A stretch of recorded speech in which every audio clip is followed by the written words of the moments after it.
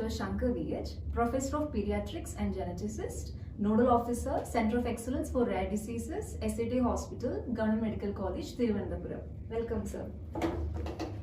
Sir, could you explain what rare diseases are? Okay, so rare diseases are generally called those type of diseases which is having a prevalence in the community in a significant lower level. What is that level? Each country, each organization has a different cutoff. In general, World Health Organization says if the cumulative prevalence of the disease or incidence of the disease is less than 10 per 10,000, it is called as a rare disease. But it is not an absolute figure. Various countries will use this figure in a different way for their implementation of the support of the rare diseases like Orphan Drug Act or support to the rare diseases. In USA, it is around 6.4 per 10,000. Whereas if you take the European Union and Canada, it is 5 per 10,000. In Japan, it is 4 per 10,000. In Australia, it is 1 per 10,000. So each country has its own cutoff for considering a disease as a rare disease for the implementation or the support of the rare disease patient, as well as the Orphan Drug Act and some of the other legal actions. So we don't have any universal definition to say that a rare disease. So generally, when a disease is rare to see in the community, we can call this disease as a rare disease. So generally, around 80% of these rare diseases are genetic in origin. Very rarely some of the other diseases are there which is also categorized under the rare disease group. And similarly, since it's a genetic disorder, most of these rare diseases, major affections are in the pediatric age group. What are the major policies related to rare diseases? So actually rare disease policy is, if you see the global scenario, there are each country, they are having their own rare disease policy where they will have their own facility or some rules for supporting the drug development, similarly for the support of the patients, etc. If you come to the Indian scenario, actually Government of India has formulated a rare disease policy in 2017 and it has been released. But when it is came to the implementation strategy, since it is a state subject, there was some confusion regarding in which should be the conditions state government has to support, what should be the share between state government and central government, and what should be the upper limit of the support, financial support. All those things again came, and there was some judiciary interventions also. And finally, as per the court direction in 2018, that policy has been reverted or kept abeyance, and again an expert committee has been formulated to discuss regarding the implementation of the rare disease policy, and that next rare disease policy came in 2021, that is National Policy for Rare Diseases came in 2021. Based on that, other activities has been got a momentum. Could you mention some of the challenges faced when it comes to dealing with rare diseases? Okay, actually the policy also came because of these challenges only. So what are the major challenges? First, most important challenge, already I told you, there is no a strict definition for rare disease. Moreover, we don't have any data how many patient is affected with each rare disease.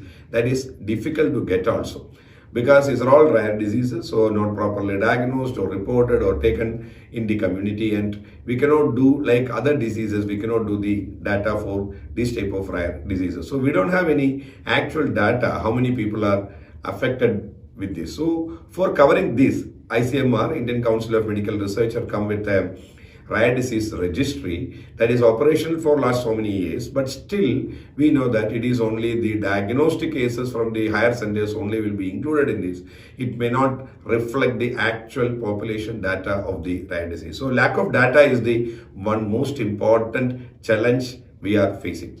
Second most important changing in any rare disease is diagnosis of the rare disease, because awareness of the rare disease among the doctors, public and HCPs, healthcare practitioners, is not adequate for the early diagnosis. Even in the international scenario, it has been identified that before diagnosing a rare disease, most of the time it will take around 6 to 8 years for a diagnosis of a rare disease. Similarly, the patient or the person or a family may have visited around 6 to 8 doctors, few generalists and few specialists. Finally only they will diagnose as a rare disease. In India also same problem is prevailing. So diagnosis awareness is a big problem. Second problem is the diagnostic facility, because most of these conditions for the diagnosis we require genetic testing or high-end testing, which is not freely available in all part of India. But nowadays, if you say last 10 years, our diagnostic capabilities and facilities has been increased tremendously, so that we were able to diagnose most of the rare disorders in the cities as well as the major tertiary care centers. So this is second most important challenges we are having.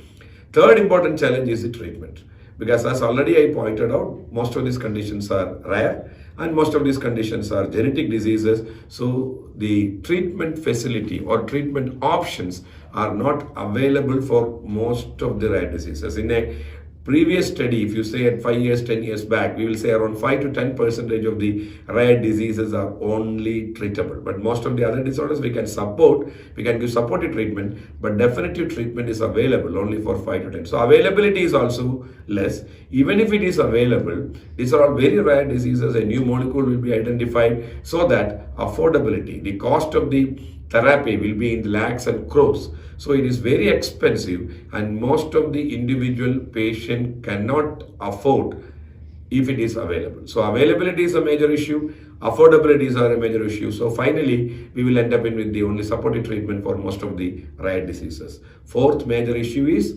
research, development and drugs, because since it is rare diseases, no pharmaceutical company or anybody will come for the research for these molecules unless otherwise there should be some government subsidy or support for that. Because even if they identify the new molecule for it, they will get very few patients for selling the drugs. So in all countries, there is an orphan drug policy where the companies who are developing these rare diseases will get some subsidy or support from the government. There will be some special economic zone, etc. But in India, since this policy is not there, this concept is not there, there is no drug for any of the rare disease was available before this policy came.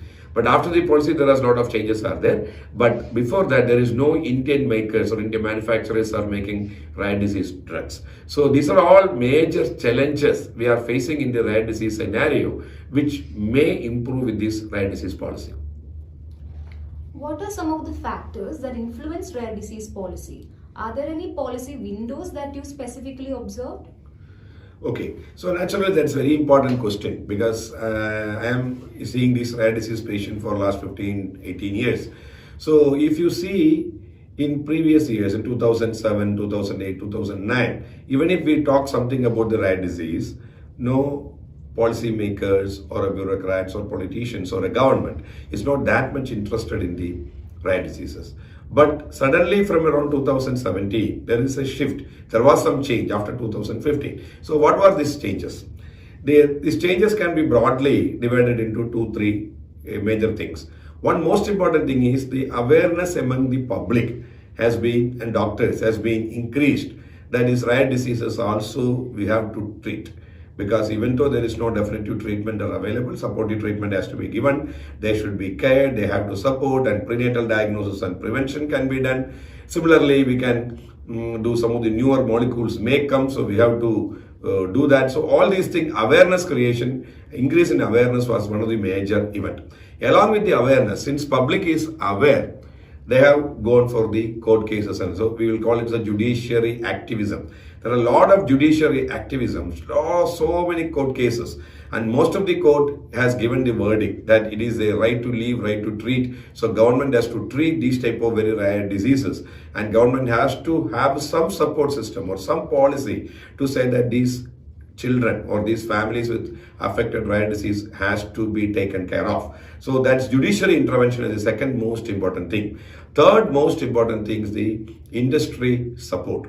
Industry support is the most important thing because newer and newer molecules came, so newer companies and more number of companies came into the picture.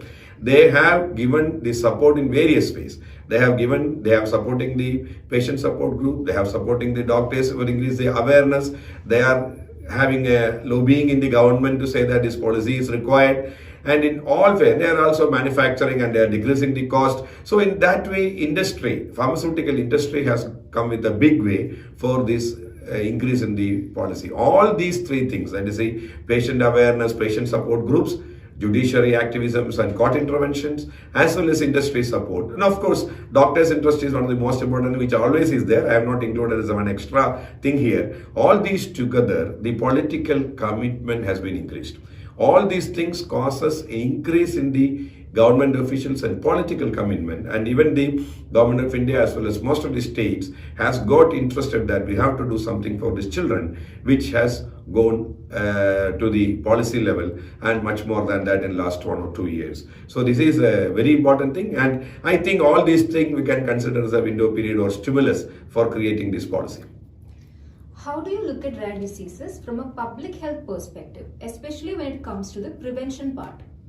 Okay, so in public health perspective, I will see the rare diseases in two aspects. One is already I discussed about the epidemiological background. So we should have a epidemiology. We will saw so many epidemiologies are there. Similarly, rare disease epidemiology also should take on very important steps. And the public health and methodological people should come into this situation that how to study these diseases and how to study these can be done in India is one important area where we can identify the prevalence, incidence and data can be generated. Second most important thing is prevention. Prevention of the public health rare diseases is very, very important because all these diseases, most of diseases are genetic diseases. So with the proper genetic counseling and screening strategies, like some conditions we can do carrier screening in the parents and do prenatal diagnosis. Some conditions we can do newborn screening so that we can identify early itself, and we can give some interventions. And this type of newborn screening or carrier screening and prenatal diagnosis, prenatal screening, similarly primary prevention like awareness among the public can be increased to avoid the consanguineous marriage. So legally it is not possible in a country like India, but definitely people can understand that consanguineous marriages are one of the important risk factors for autosomal recessive genetic disorders, rare disorders. So they should avoid it, or if they are definitely doing, they should have a proper planning at the pregnancy level itself, that parents can be identified which all genes they are carrier and prenatal diagnosis can be offered. So this type of awareness creation in the public is very important aspect in the public health intervention where the rare disease total disease can be prevented. Could you highlight some of the measures taken to ensure accessibility in the delivery of rare diseases services for the marginalized or underserved populations? Very good. So as already I told, this genetic diagnostic facility, first it came in the private sector, and where it is available in the large cities like Mumbai, Delhi, Bangalore, where its cost is the major limiting factor. So government has taken this initiative as a very important thing, and along with the policy, one important part of policy is the development or is identification of center of excellence for rare diseases throughout India. In first phase in 2021, they identified 7 their central institutes as a center of excellence. Later it has been extended to 4 more. Now it is 11 center of excellences are there. And SAT Hospital, Government Medical College Thiruvananthapuram is also one of the center of excellence. And the center of excellence were identified by seeing the infrastructure as well as manpower facility to tackle the prevention, awareness creation and diagnosis and treatment of rare genetic disorders. So in most of the centers, we will have a genetic facilities are there, geneticist is there, so that the public or the affected person can come to the government sector where they can identify it. And along with that, central government is also supporting for the development of the genetic facility.